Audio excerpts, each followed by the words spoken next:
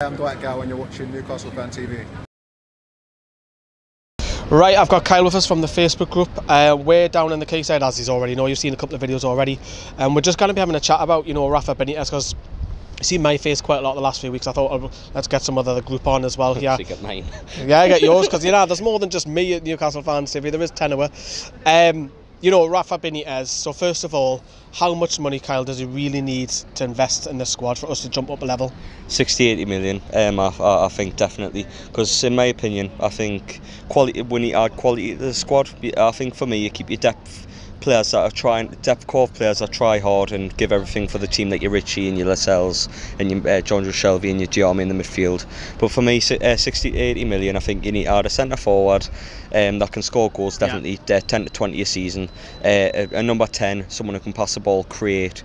I know Perez is alright at that, but we need someone a bit better. He needs competition, doesn't he? I would agree with you. Yeah. I think the striker and the number 10's got to be priority. Yeah. You look at our season and we are quite low goal scorers despite finishing 10th. And goals winning games. It's simple as that. Whether your striker does loads of running, we know that Dwight Gill does a lot of the running, which creates space in behind. However, does he bag you 10 to 15 goals? No. And strikers cost absolutely bomb, and I would agree. Perez, I think, needs competition. Yeah. And we know that Mo Diarmi's been in beast mode since he's been brought back into a deeper role. So I would agree with that. The question is, though, will Ashley actually do that? We know there's TV money there. We've seen the figures. Will he actually invest that money back?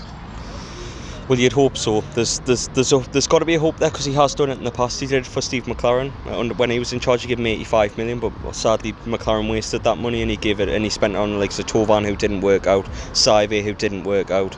Like too many players that just didn't work out with the club. You'd think with Rafa, wise ahead like Rafa Benitez with 85 million would do the job and get with some players that we need in positions. Well, he's already put out a statement saying that every single 100% of the money generated is going to be given back to Rafa. Do you believe that?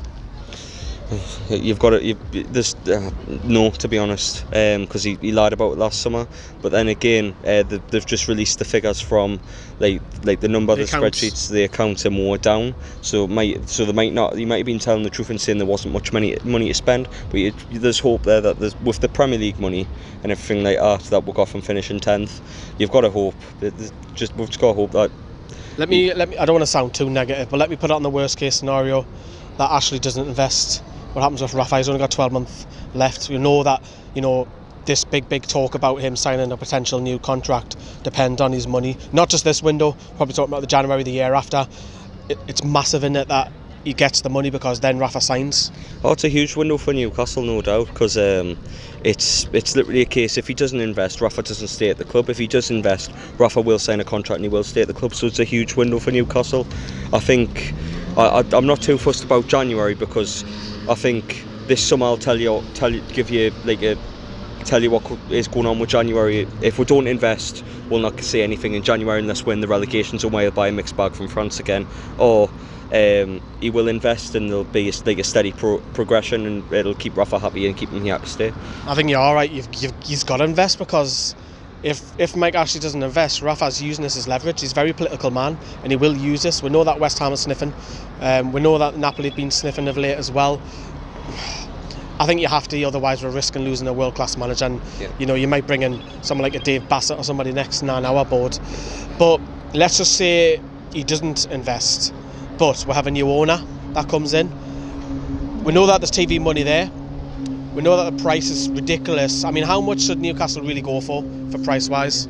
Well, I don't think the club's worth 400 million. Not especially if we're not down. Especially if we're down on like money as well. Like as I said before, I don't think it's 400 million like he's asked for. But he raised it from 300 million, which I don't understand. I think it's just him being businessman, isn't it? It's just being greedy, as typical Ashley always is. But let me ask you this then.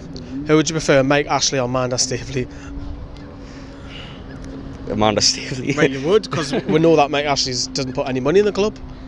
Well, it speaks for itself, doesn't it, to Mike Ashley? Two top 10 finishes since he was, no, 3 sorry, since he came here, and 2 relegations. Like, got past the 4th round twice since he came here. There's no ambition under Mike Ashley, whereas under Staveley that just promised a new academy, money to be regularly invested in the club over the next 4 windows, 50 million.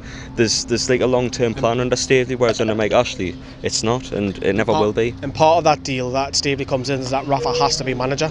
Exactly. So if Rafa's not manager and he walked in the summer, there's no takeover.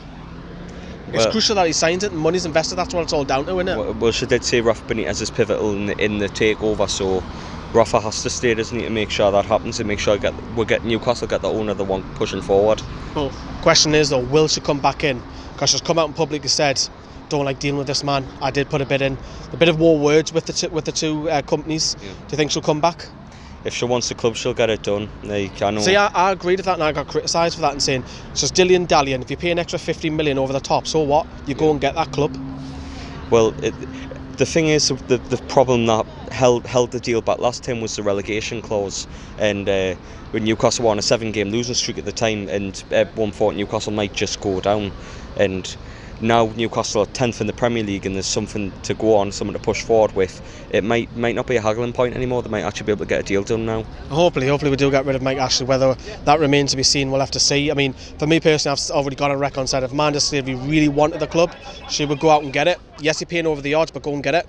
You're going to get a massive investment later on. But let us know what you think. Will it happen? Will Rafa Benitez stay? Of course, I'm pretty confident. Are you confident he'll stay? I'm confident he'll stay, but I'm not confident of a long-term future if Ashley doesn't. I mean, Rafa. If Ashley's still here. If Ashley's still here, I don't see a long-term commitment from him myself. Let us know in the thoughts down there below. Thanks for watching. See you. Bye bye.